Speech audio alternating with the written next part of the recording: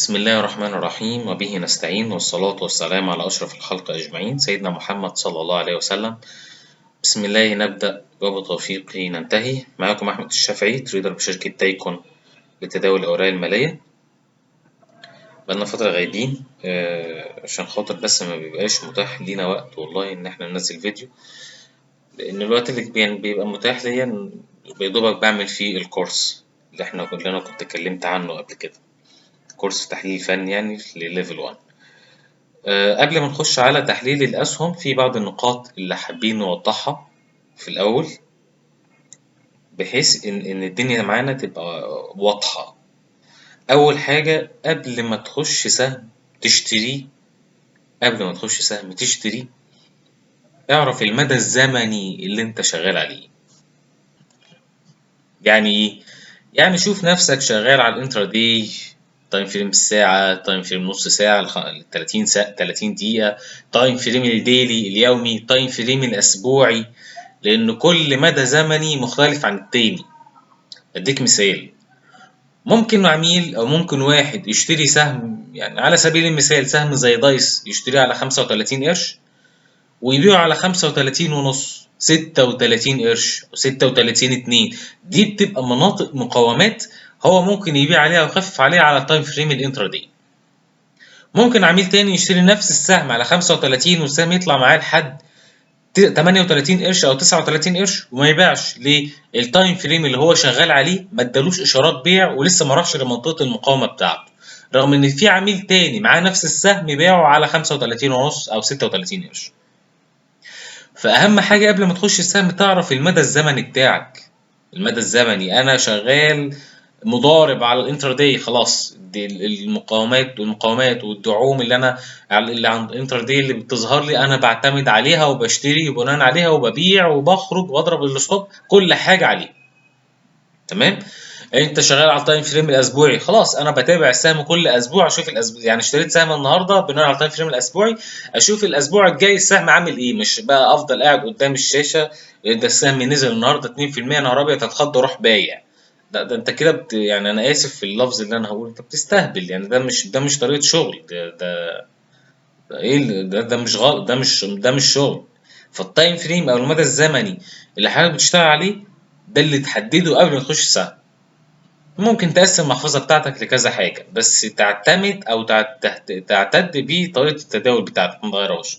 تاني حاجة، نزلت أنا بوست تقريبا امبارح إن التفاؤل إن الناس كلها ما شاء الله بقى عندها أسهم 40% و50% و100% بعد ما السوق طلع. يعني الكلام ده ما كانش موجود قبل كده، لأ ظهر بقى في ناس كتير جدا بتتكلم عن الأسهم اللي هو إيه يعني. دي بتبقى حالة طبيعية جدا، حالة عادية خالص ما فيهاش أي غلطة، بس في إيه؟ تفاؤل الزيادة وبيبقى بناء على ان السوق طلع، كل واحد بيبقى شايف السهم بتاعه حلو، ولو في خبر هيطلع بعد 10 سنين لو خبر ايجابي بيبقى شايف الخبر دوت قدامه قدام عينه. الاخبار السلبيه اللي في السهم بتبقى كلها اتمحت وبتبقى عينه على الاخبار الايجابيه. دي سيكولوجي، دي سيكولوجي في السوق عاديه جدا. فكل واحد بيبقى شايف السهم بتاعه هو اللي حلو، بجانب ان حالة التفاؤل الكتير اللي بتبقى موجودة دي ما بتبقاش حلوة. ليه؟ لان كل الناس ساعتها بتبقى معاها اسهم، كله اشترى، فما بيبقاش في كاش في السوق. القوة الشرائية او المشتري بيبقى ضعيف في السوق، ما بيبقاش موجود، لان كل الناس معاها اسهم وكل الناس مستنية ان حد يشتري منها، ومفيش اصلا، ما بقاش في مشتري عندك في السوق. دي حالة التفاؤل اللي تبقى موجودة. لما تلاقي حالة زي دي برضه بتبقى داخلة في التحليل الفني. لما تلاقي حالة زي دي وانت كسبان في اسهم، خلاص خفف منها.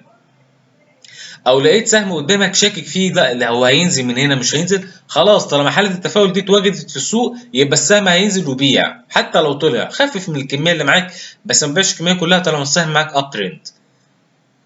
تمام. ده مهم جدا كسيكولوجي في السوق تشتغلها. حالة التفاؤل معناها ان الناس كلها بقى معاها اسهم، فما بقاش عندك مشتري في السوق، خلاص معناها ان السوق مفترض ان هو ينزل يصحح، لازم ينزل يصحح. تمام. الحاجة التالتة ما تغيرش اسلوب شغلك. يعني انت شغال انتر دي ومفروض بتبيع الكمية بتاعتك هنا خلاص، ما عشان ما يحصلش حاجة معينة تروح لا انا السهم هيطلع والناس كلها بتقول والناس بتعيد. بلاش طريقة التداول اللي انت شغال عليها، خليك شغال عليها حتى لو بيكسبك حبة صغيرين، بس انت اهم حاجة انك محافظ على راس مالك. سيبك من الكلام اللي الناس بتقوله، امشي ورا شغلك، وسيبك من الناس اللي بتقول مفيش تحليل فني ولا مفيش حاجة في الدنيا دي كلها ماشية بدون أساس علمي. الكلام ده مش موجود. تمام. طيب نخش على الأسهم. كده احنا اتكلمنا في 3 نقاط قبل ما نخش على تحليل الأسهم، ودول يعني ال3 نقاط دول أهم من تحليل الأسهم نفسها، لأن كل الناس عارفة الدعم وكل الناس عارفة المقاومة، بس مين اللي بيطبق؟ قليل قوي اللي بيطبق. طيب أول سهم معانا سهم القاهرة الإسكان. سهم القاهرة الإسكان نحلله على التايم فريم اليومي.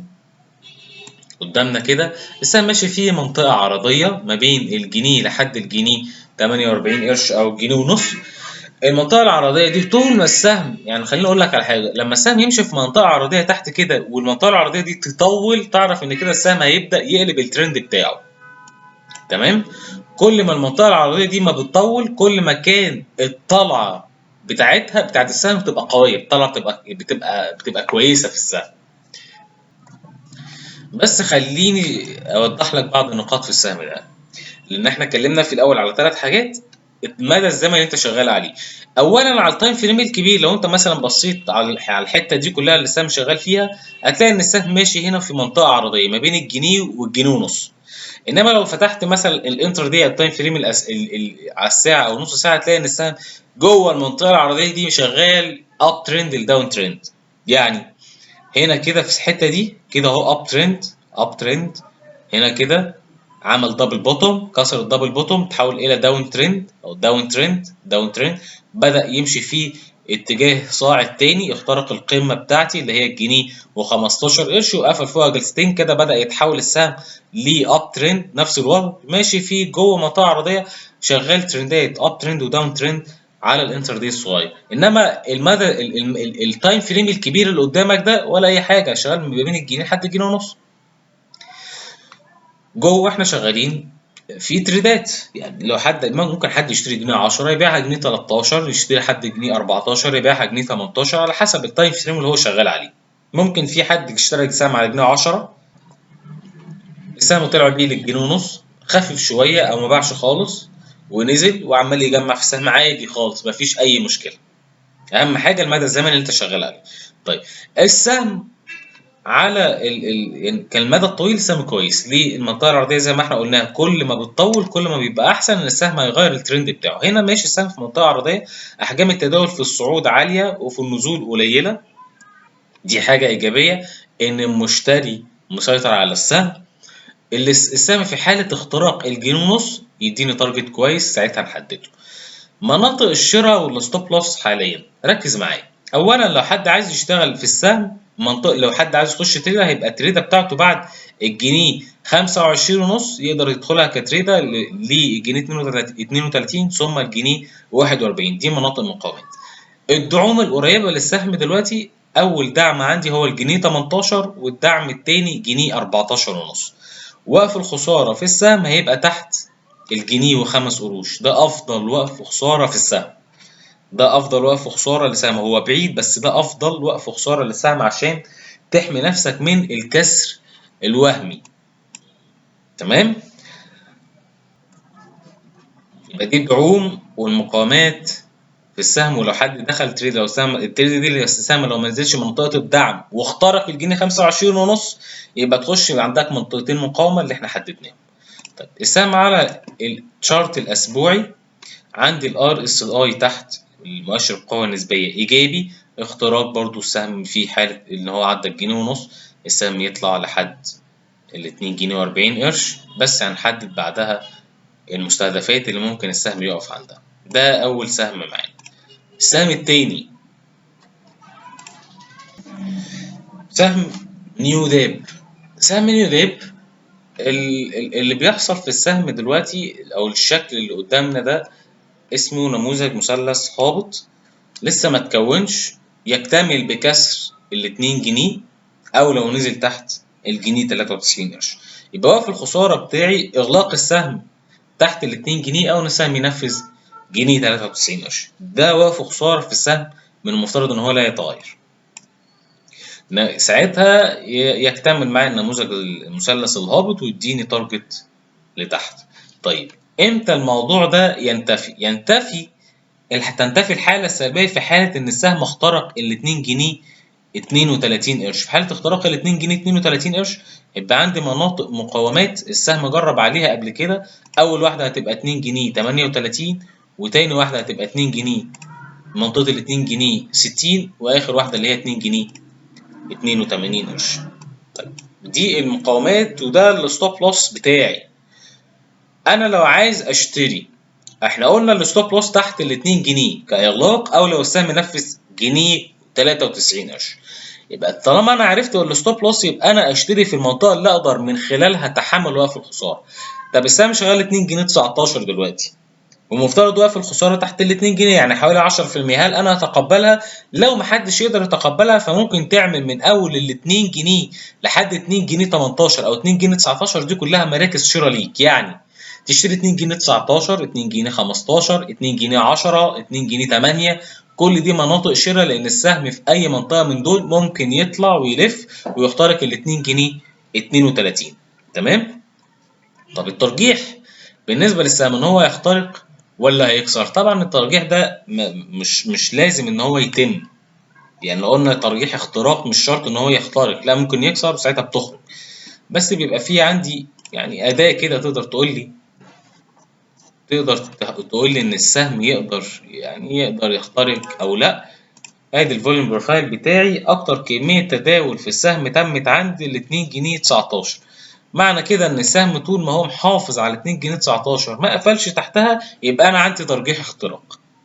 يبقى انا عندي ترجيح للاختراق. يبقى دي منطقة الشراء في السهم والستوب لوس في السهم. سهم العربية للصناعات الهندسية، خلينا نشيل الحاجات القديمة دي. من المفترض كان المنطقة دي منطقة شراء من أول ال 96 قرش لحد الجنيه و7 قروش. دي بتبقى منطقة تجميع بحيث إن العميل أو المستثمر يقدر يستحمل وقف خسارة تحت ال 93. يعني السهم ينزل 93 خلاص أنا بضرب وقف خسارة.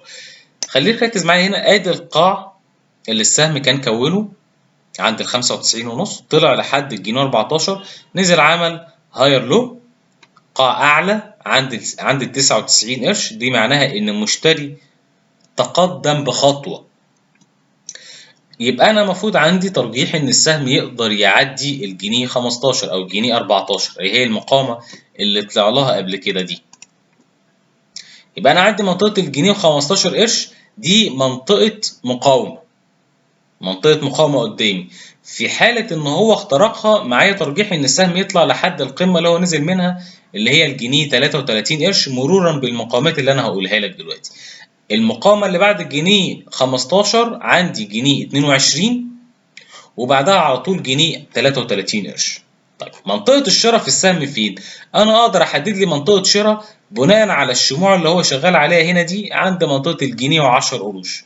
دي أول منطقة شراء. منطقة الشراء التانية نقدر نحددها اللي هي الجنيه و9 قروش. طيب وقف الخسارة في السهم لو السهم نزل للجنيه و6 قروش. ده رأيي، مع إن أفضل وقف خسارة هو تحت اللو اللي هو عمله في القاع ده اللي هو 99 قرش. بس في الآخر الستوب لوس بيبقى راجع لمدى قدرتك على تحمل وقف الخسارة وإنك تطبق الستوب. تمام؟ يبقى ده سهم العربية للصناعات الهندسية. السهم على التايم فريم الأسبوعي لحد دلوقتي رغم اللي حصل ده كله، سهم على التايم فريم الأسبوعي لسه داون ترند، ما قلبش ترند خالص. ادي قاع. يعني لو جينا نبص لو عرفنا الداون ترند هو عبارة عن قمة مقاعين هابطة. ادي قمة وادي قاع وادي قمة اقل منها وادي قاع اقل وادي قمة اقل من القمة السابقة. بس بدأت يظهر لي إشارة إيجابية هي إيه؟ عندي قاع أعلى من قاع دلوقتي. في حالة اختراق الجنيه 35 السهم يقلب الترند ويبقى معايا أب ترند. يعني لحد دلوقتي على التايم فريم الأسبوعي السهم ما قلبش ترند، مش أب ترند، لكن في إشارات إيجابيا إن السوق هيبدأ يلف أو السهم هيبدأ يلف ويطلع في حالة اختراق الجنيه 34 قرش، خلاص نقلب الترند ونبقى أب ترند في السهم. سهم رامكو، سهم رامكو الفوليوم في النزول قليل وفي الصعود عالي، دي معناها إن المشتري أو اللي طلع السهم لحد فوق ما بيبيعش الكمية بتاعته، ما بيفرطش فيها كلها. السهم ماشي في منطقة عرضية، كان شغال ما بين 2 جنيه 20 لحد 2 جنيه و60 قرش. هو مديني إشارات شراء دلوقتي عند منطقة 2 جنيه ونص لحد 2 جنيه 53، والستوب لوس بتاعي في حالة إن السهم نزل تحت 2 جنيه و36 قرش. لو السهم منزلش منطقة الدعم بتاعتك أو منطقة الشراء اللي هي 2 جنيه 52، هتخش تريدة بعد ما السهم يطلع فوق 2 جنيه 62 قرش ويقفل فوقها نص ساعة أو ساعة على حسب. بعدها المقاومة اللي هتقدر تشتغل عليها هي الهاي اللي هو طلع له قبل كده اللي هو 2 جنيه 77. في ترجيح المرة دي، يعني في ترجيح للسهم إن هو يقدر يعدي. خلينا نبص كده بالظبط ايه دي. هو المفروض السهم يطلع المرة دي يجرب لحد 2 جنيه 77. في ترجيح المرة دي إن السهم هيعدي ال 2 جنيه 77 وساعتها يديني تارجت بعد اختراق الرقم ده. فخلينا نتابع السهم لأنه كويس. يبقى منطقة الشراء بتاعتي من 2 جنيه لحد 2 جنيه ونص ل 2 جنيه 53 واقف الخسارة تحت 2 جنيه 36. في حالة إن السهم ما نزلش للرقم ده يبقى الشراء بعد اختراق ال 2 جنيه 66 قرش 2 جنيه 62 قرش للمقاومة اللي هي 2 جنيه 77. اختراق 2 جنيه 77 يبقى دخول جديد للسهم لأنه ساعتها يديني تارجت أعلى ويكون لي نموذج صاعد. أرقام سهلة خالص مفيهاش أي مشاكل. جينا للاستثمار، لو جينا نفتح السهم على التايم فريم الأسبوعي هتلاقيه إن هو عامل نفس الشيب أو نفس الشكل اللي سهم ريمكو هناك بيكونه. خلينا برضو نمشي في السهم ده على الأرقام بتاعتنا. منطقة الشمعة الأخير، الشمعتين الأخر دول شموع بيع أو إشارات بيع. لو حد بيخفف في السهم مثلا يبقى منطقة التخفيف على 95 قرش، لكن منطقة الشراء من أول 90 لحد 93 قرش دي كلها منطقة شراء واقف الخسارة تحت القاعدة اللي هو تحت 38 قرش، ده واقف الخسارة. المقاومة بتاعتنا 95 وبعد كده 98 قرش، بعد 98 هيبقى جنيه و4 قروش وجنيه 10 قروش. السهم على التايم فريم الأسبوعي برضو بيكون لي نموذج، بس بلاش نتكلم عليه، خلينا نحطه في عين الاعتبار مش أكتر. السهم في حالة اختراق الجنيه وأربع قروش يديني تارجت لحد الجنيه 68 قرش. بلاش الناس تحط بقى قدامها إن السهم يطلع لحد الجنيه 68، لا ده في حالة اختراق الجنيه وأربع قروش. بعد الجنيه وأربع قروش ممكن نبص للسهم نظرة إيجابية إن هو يبقى ليه تارجت لحد الجنيه 68 قرش، لكن ده ما يمنعش إن أنت تبيع على المقاومات بتاعتك بتخفف عليها. ممكن السهم ما يطلعش الجنيه 68، ممكن يبقى داون ترند ويقلب الترند قبل الجنيه 68. بس هي كل الفكرة في إيه؟ إنه في حالة الاختراق للرقم ده واختراق الجنيه وأربع قروش السهم يتحول إلى إيجابي أكتر ويبدأ فيه عندي طلعة كويسة للسهم. لحد دلوقتي السهم ما قلبش ترند، ما قلبش اب ترند على التايم فريم الاسبوعي، يقلب الترند بعد الجنيه واربع قروش. تمام. يبقى انا عندي منطقه الشراء من اول 90 لحد 93 ونص او 93 قرش، الستوب لوس بتاعي تحت ال 88 قرش، مقاومات 95 98 جنيه و4 قروش، اختراق جنيه و4 قروش، اعاده شراء من جديد. فوري، فوري طبعا قلب ترند، قلب اب ترند. لو جينا نبص للسهم على التايم فريم اليومي هتلاقي ان هو عامل نموذج مثلث صاعد، اخترق النموذج، اكتمل بفوليوم عالي وشمعة اختراق ممتازة. ده بيأكد الاختراق او تكوين النموذج، فوليوم عالي واختراق، وعندك شمعتين قافلين فوق نقطة الاختراق، دي برضو بتأكد الاختراق بالنسبة للسهم. لحد دلوقتي السهم مفيهوش أي مشاكل خالص. النزول بالنسبة للسهم هو إعادة اختبار لقوة إعادة اختبار لقوة المشتري من جديد. فالنزول هو ما هو إلا إعادة شراء وتزود مراكز شراء في السهم، مفيهاش أي مشاكل. معايا تارجت لحد ال5 جنيه 88 قرش، طبعا مرورا بالمقاومات اللي السهم هيقابلها. خلينا نتكلم على السهم دلوقتي قبل ما نشوف المقاومات، نشوف مناطق الشراء ايه. انا المفروض مناطق الشراء بتاعتي اعلى سعر في الحته دي كان ال 4 جنيه 36، فدي اول نقطه شراء ليا 4 جنيه 36 قرش. المنطقه الثانيه اللي هي في القمه دي 4 جنيه و30 قرش، القمه اللي بعد كده هنا 4 جنيه 22 قرش. دي كلها مناطق شراء ممكن السهم يلف عند اي منطقه منها ويطلع. طيب نفترض ان السهم نزل تحت ال 4 جنيه 22، انا الستوب لوس بتاعي فين؟ المفروض ان السهم الستوب لوس بتاعه يبقى تحت القاع اللي هو كونه. القاع ده قاع اللي هو تحت 3 جنيه ونص، بس هي بعيد ال 3 جنيه ونص، فنشوف اقرب قاع لينا على الانترا دي عشان نقدر نشوف هنتحمله ولا لا. ادي اقرب قاع ليا هنا اهو، ده 4 جنيه و7 قروش، يبقى تحت 4 جنيه و7 قروش انا اعمل وقف خساره في السهم. 4 جنيه و7 قروش تحتها خلاص انا بخرج وبعمل وقف خساره بالنسبه للسهم. حد يقدر يتقبل وقف خساره تحت ال 3 جنيه ونص، خلاص يعمل وقف خساره تحت ال 3 جنيه ونص، بس انا لا اعتقد ان هو السهم ينزل للرقم ده. ليه؟ لان الحته دي اول مره السهم يعملها من ساعه ما نزل من 15 جنيه. يعني بص كده فوق، ده اهو السهم كان كل مره ينزل ويطلع طلعه صغيره خالص، طلعات صغيرة خالص، مجرد ارتدادات لسهم داون ترند. غير هنا، يعني هنا كانت الاختراق كان كاذب وبعد كده السهم نزل تاني. بص المرة دي الحركة دي بص عمل ازاي، المشتري بدأ يسيطر على السهم واخترق المنطقة دي، خصوصا ان السهم على التايم فريم الاسبوعي برضو قالب ترند. السهم قلب ترند على التايم فريم الاسبوعي، فوليوم كبير، اختراق كويس يعني اهو. ادي فوليوم كبير وادي اختراق بالنسبه للقمه اللي هو كان عاملها قبل كده باغلاق كمان، يعني فوق ال 4 جنيه و30 قرش اغلق فوق. تمام كده. ده السهم في اي نزول بالنسبه للسهم عادي. قعد يوم، قعد اسبوع، قعد شهر، قعد شهرين، قعد سنه، طول ما السهم محافظ على 4 جنيه و7 قروش انا معايا تارجت لحد 5 جنيه و80 قرش.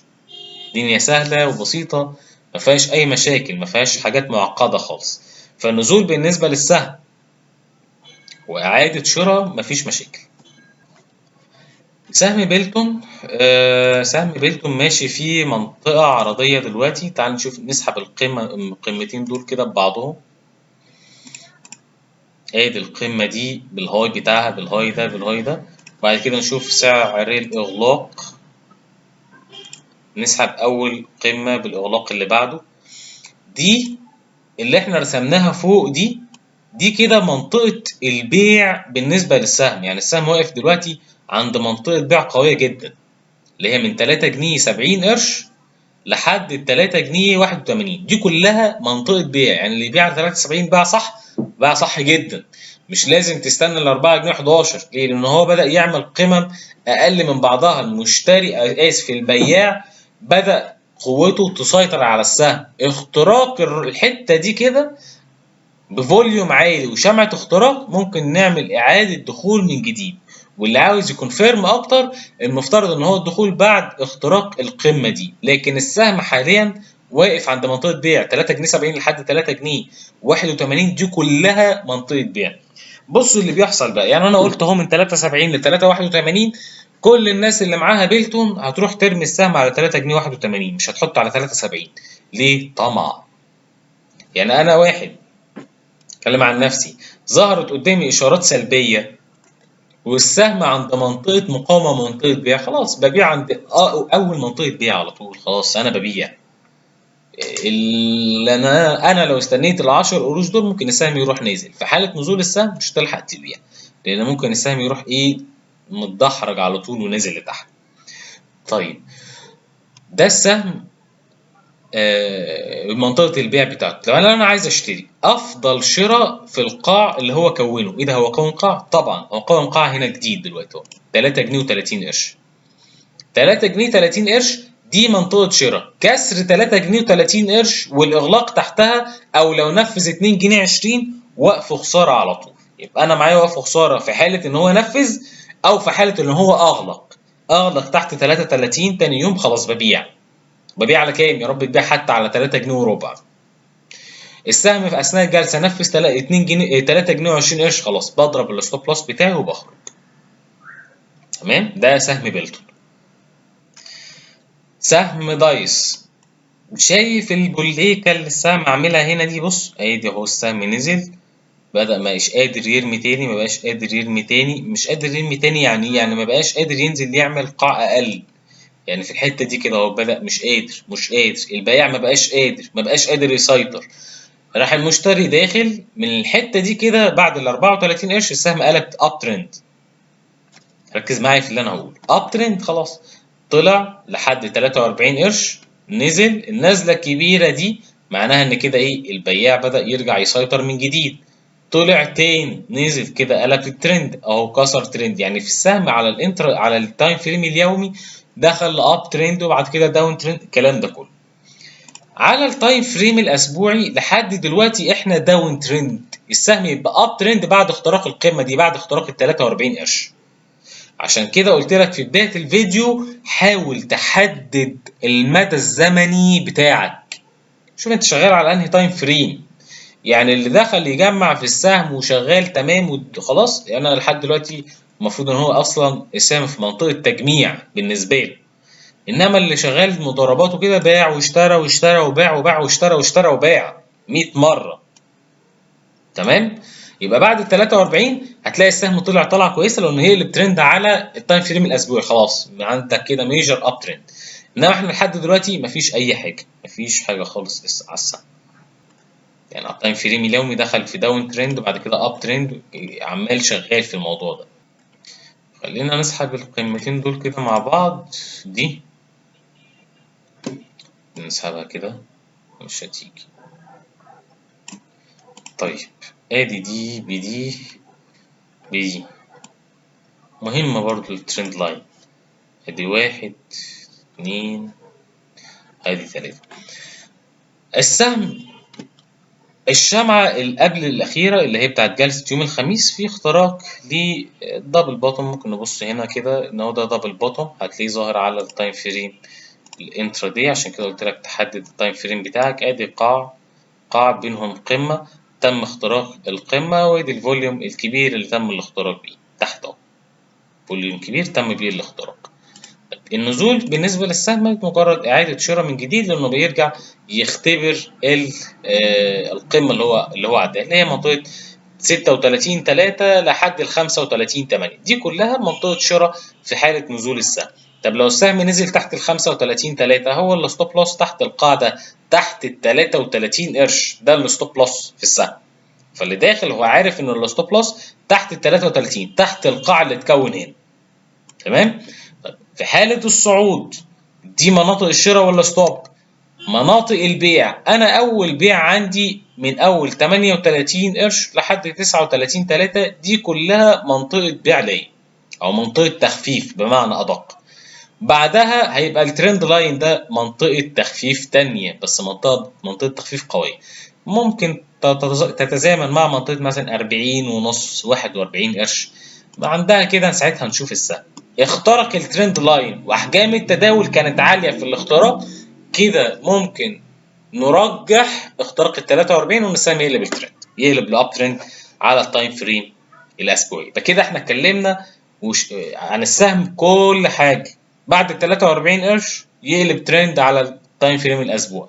مناطق الشراء من 35.8 لحد 36.3. الستوب لوس بتاعي تحت ال 33 قرش.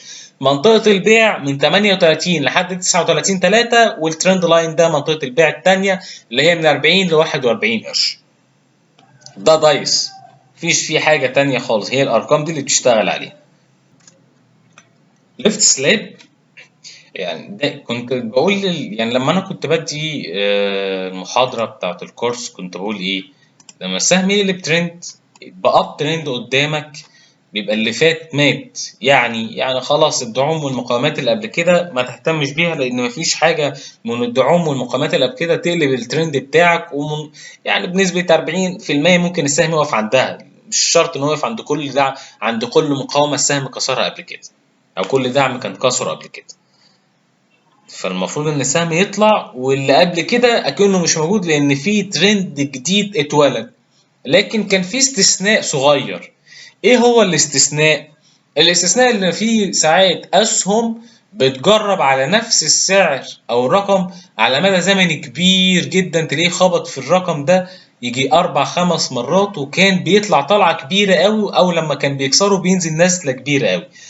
الكلام ده مطبق على سهم ليفت سلاب قدام على سعر كام؟ ال 36. تعال نشوف تاريخ سعر ال 36 قرش بالنسبه لسهم ليفت سلاب خبط فيه كام مره. ادي 1 ما قدرش يعديها، 2 ادي 3 ادي 4 ادي 5 ادي 6، بص طلع قد ايه؟ ادي 7 هنا 7، بص لما نزل النزله دي كلها وقف هنا برضه 7 8 9 10 مرات. 10 مرات السهم يخبط في منطقة ال 36 قرش وبيحترمها، سواء كانت دعم أو مقاومة. فكون إن هو يطلع المرة دي هنا وعايز يخترق على طول من أول مرة، فالموضوع بيبقى صعب، خصوصا إن في هنا السهم واقف هنا كتير قوي وما قدرش يخترق ال 36 قرش. فهنا احتراما للمنطقة دي، احتراما ليها، ما يقدرش يعديها من أول مرة. طيب هل في ترجيح ان السهم يعدي ال 36؟ من المفترض ان هو يعديها. ليه؟ اول حاجه معايا لو جينا مثلا نشوف الفوليوم بروفايل بتاعي، اكتر كميه تداول تمت في السهم يعني هتبقى عندي هي الحته دي 34 قرش. لو السهم نزل لمنطقه ال 34 قرش المفروض يظهر مشتري عند المنطقه دي. ممكن ينزل تحتها شويه عادي خالص، بس ما يقفلش تحتها جلسين كسعر اغلاق، ما يكسرهاش مرتين. دي حاجة. الحاجة التانية ان الحتة دي كلها على بعضها، المنطقة اللي تحت دي كلها كان السهم او المشتري واقف عمال يجمع فيها ويلم فيها عشان يقدر يطلع يدغدغ الحتة دي، يكسر ال 36 ويعديها. عديني بقى، خليني اعدي بقى يا اخي. بجانب ان السهم في حالة نزوله هيبقى النزول بتاعه اعادة اختبار على الدعم اللي هو كونه هنا. يعني عندك من 34 قرش بقى لحد ال 33 قرش، دي كلها المفروض تبقى منطقة شراء ليك يظهر فيها مشتري. ان الناس اللي باعت عند ال 33 قرش اكيد مستنية السهم ينزل ليها تاني عند ال 33 قرش. تمام كده زي الفل. السهم مكون قاع كويس، بص الحتة دي كده كلها بالنسبة للسهم دي كلها قاع.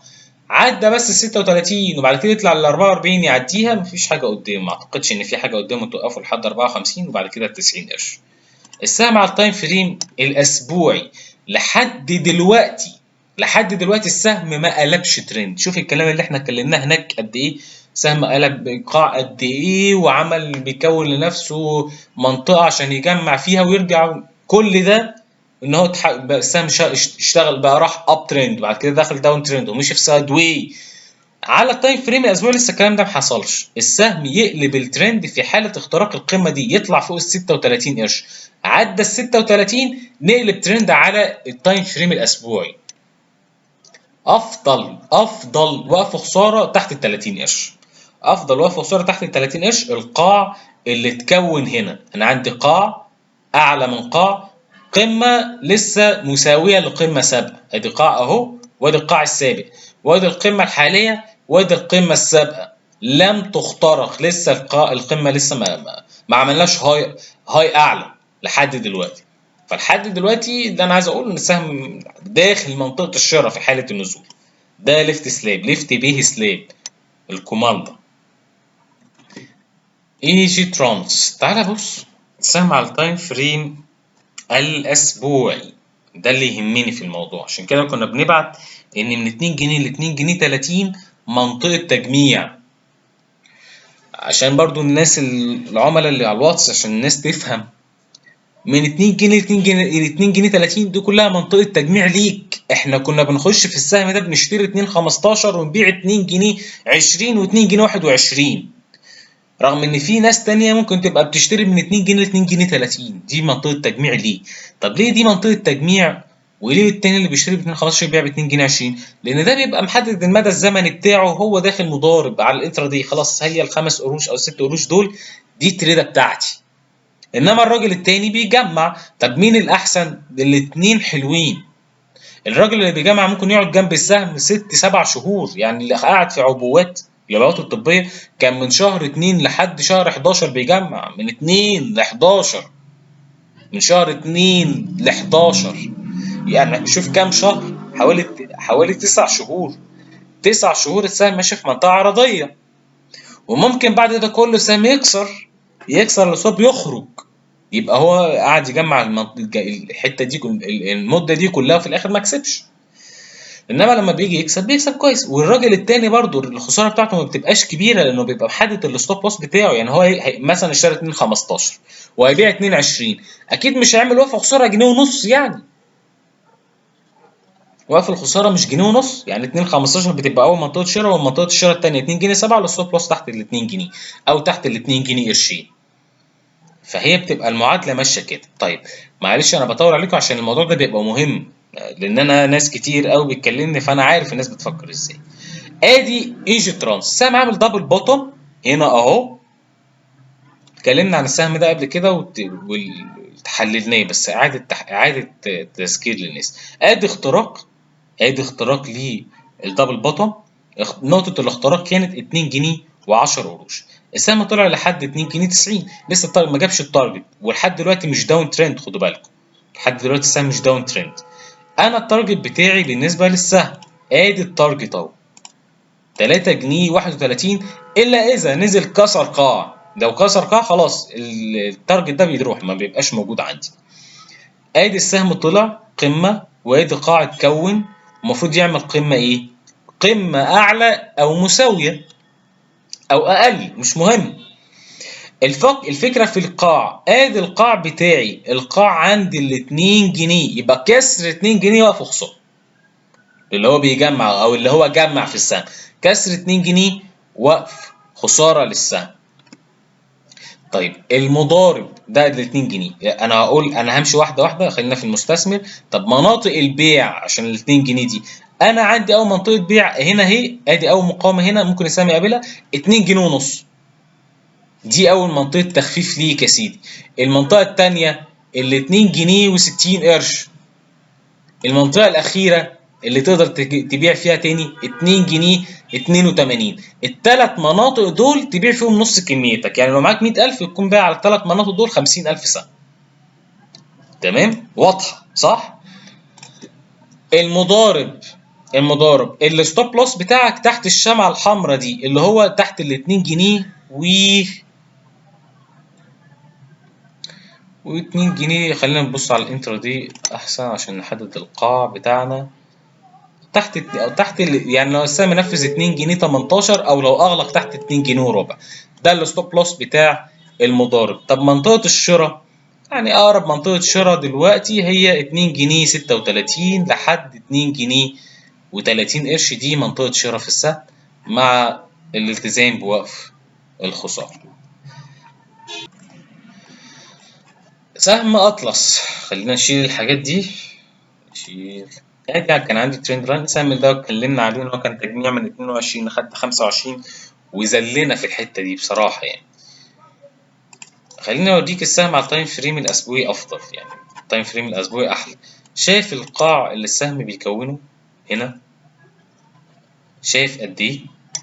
يعني لحد دلوقتي على فكره مش سايد واي، يعني ما قلبش ترند ولا عمل اي حاجه. المفروض يقلب الترند بعد ال 32 قرش. انا اتخدعت لما السهم عدى ال 30 قرش، افتكرت ان هو قلب ترند، لكن لحد دلوقتي هو ما قلبش ترند. لسه لحد دلوقتي ما قلبش ترند. طيب انا عندي ترند لاين اهو، ادي 1 ادي 2 ادي 3. المفترض ان السهم لو طلع لحد عنده يخبط فيه ترند لاين قوي، او من الاب ترند لاين اللي هنا، تبقى عند منطقه مثلا 28 قرش 28 ونص. دي منطقه مهمه للسهم اللي بيجمع في السهم واللي داخل مستثمر. الستوب لوس بتاعه تحت ال 22 قرش، ومن 22 لحد 24 هي منطقه شراء ليه، مفيش مشكله فيها خالص. المضارب انت عندك منطقة بيع كان السهم شغال عليها النهارده، واقف عليها دلوقتي 24.8، وبعد كده المقاومة اللي بعد كده 25 ونص. دي مناطق بيع او تريدات ليك في السهم. وعندك منطقة قوية جدا اللي هي منطقة ال 28 قرش. ده اطلس دلوقتي مفيش فيه حاجة تاني. يعني هو لحد دلوقتي ماشي في منطقة عرضية كبيرة، اختراق الترند لاين، بداية إشارة إيجابية إن السهم إن شاء الله يقلب ترند انما مش بعد الاختراق بيقلب، لا، مجرد نظرة ايجابية للسهم. السهم الملعون اللي بعد كده سبيد ميديكال. طيب السهم ده يعتبر مات يعني ايه؟ يعني خلاص البياع اللي فيه مش قادر ينزل لأسعار تحت تاني. لو جيت تبص كده هتلاقي ان بص السهم بدأ يعمل قاع مستدير، يعني بيكون نموذج قاع مستدير في الحتة دي كده. الستوب لوس المفروض ان انت تحدده، بتشوف اقل سعر السهم عمله اللي هو 40 قرش وبتنزل تحته 5%، ده الستوب لوس بتاعك. ودي بتبقى منطقة شراء ليك، يعني 5% من 40 قرش تقريبا كده، 5% لحد 38. معاك من أول 42 لحد 38 تقدر تجمع في السهم عادي خالص. دي منطقة تجميع ليك. اللي بيجمع بيقعد مدة كبيرة، ده الكلام ده للناس دي، عكس المضارب. السهم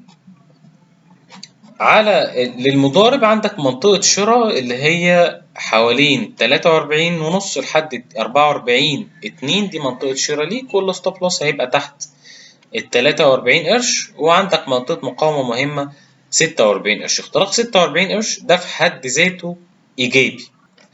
لما حللنا السهم ده قبل كده كنا محددين إنه باختراق ال 68.5 أو آسف 68 قرش شراء، اختراق 68 قرش شراء، وجبنا الفوليوم بروفايل قلنا إن الناس بدأت تتحبس فوق في الحتة دي والسهم بدأ ينزل.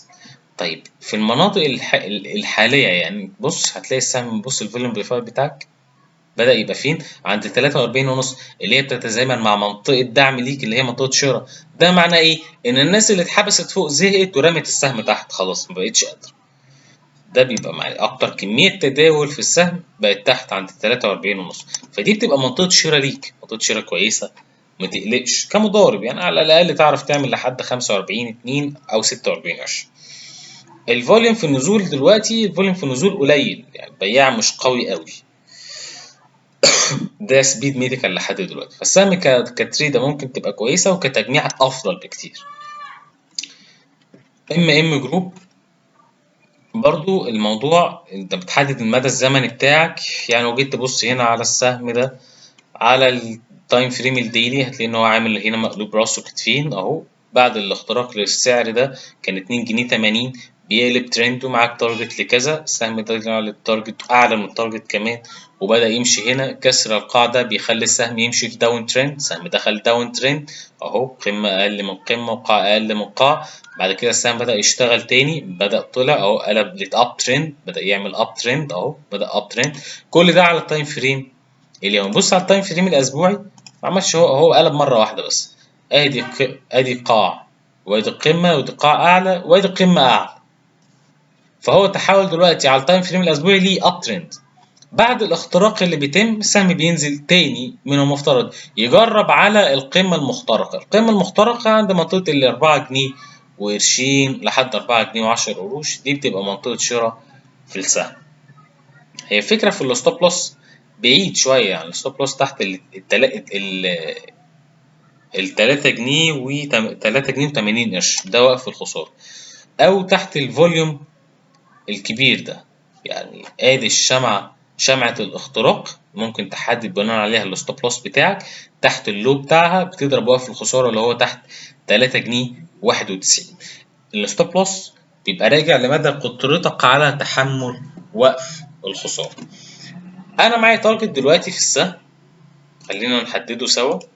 ادي اهي القمة بتاعتنا، معايا مستهدفين.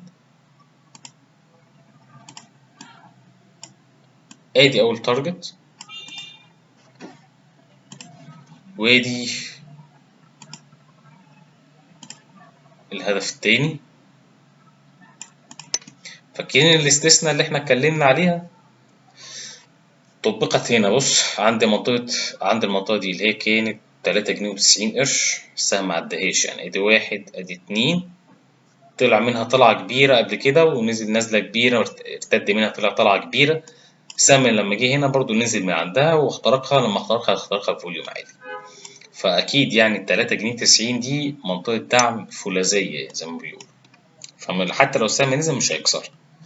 انا عندي مستهدفين دلوقتي اقدر احددهم. اول مستهدف 4 جنيه 94، والتارجت التاني منطقة ال6 جنيه.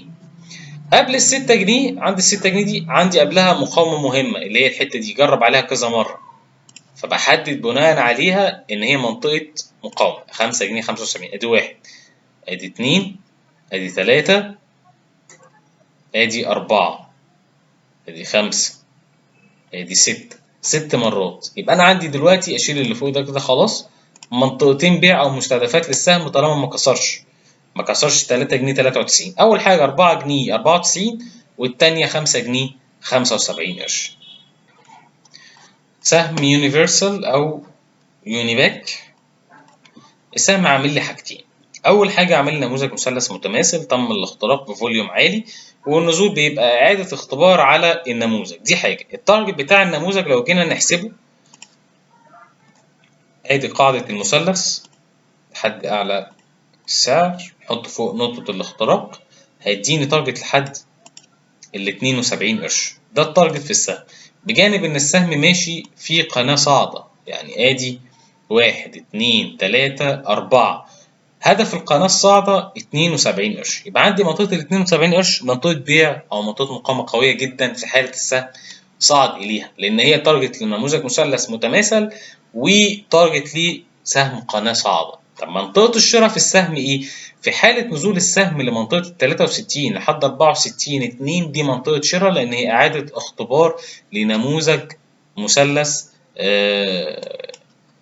استمراري بيكمل الاتجاه بتاعي. الستوب لوس هو اللي بعيد شويه، ممكن تحدده اما تحت القاع اللي هو تحت ال 58، او تحت اللو بتاع شمعة الاختراق اللي هي 61 قرش. برضو دي بترجع لحسب مدى قدرتك على تحمل وقف الخسارة. كده خلصت انا تحليل الاسهم. معلش انا طولت، بس يعني طولت باسهم كتير. خلينا نخش على تحليل المؤشرات. بالنسبة لي الاي جي اكس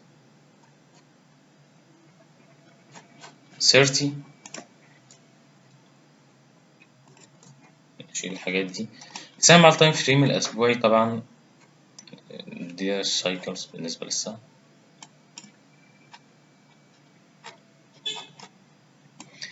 السهم على التايم فريم الأسبوعي ماشي في منطقة عرضية ما بين الحتة دي 8700 لحد المنطقة الملعونة دي اللي هي 12000.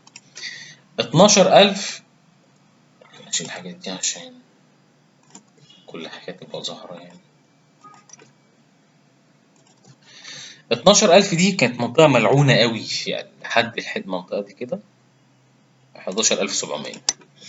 كان المؤشر يطلع لهم ما يقدرش يعديها، يطلع لهم ما يقدرش يعديها. احنا قلبنا ترند من الاول هنا، من اول اختراق ل 10450 قلبنا اب ترند لمستهدف القمه دي اللي هي ال 12000 او 11700. اخترقناها بحجم تداول عالي، النزول اليها وعدم كسرها ده هيبقى شيء ايجابي قوي. يعني عندك 11700 لحد منطقه ال 12000، دي منطقه دعم قويه. لو نزلنا وما كسرناهاش يبقى معانا تارجت كويس جدا، بناخد المدى ده كده وبنحطه فوق. واحد بقى يجي يقول لي احنا طالعين بالتجاري طالعين بالفلاني، ده تارجت بالنسبه للسوق كله. السوق كله هيبقى فيه حته تفاؤل كويسه وهيبقى فيه ضغط سيوله كويسه. ده هيبقى التارجت بتاعي 15200. عندي منطقة المقاومة اللي قبلها هتبقى هنا، يعني طالما في مقاومة قبل التارجت بتاعي قوية يبقى ده الهدف بتاعي 14800. ده التارجت في حالة إن السهم نزل للمنطقة دي وما كسرهاش وطلع.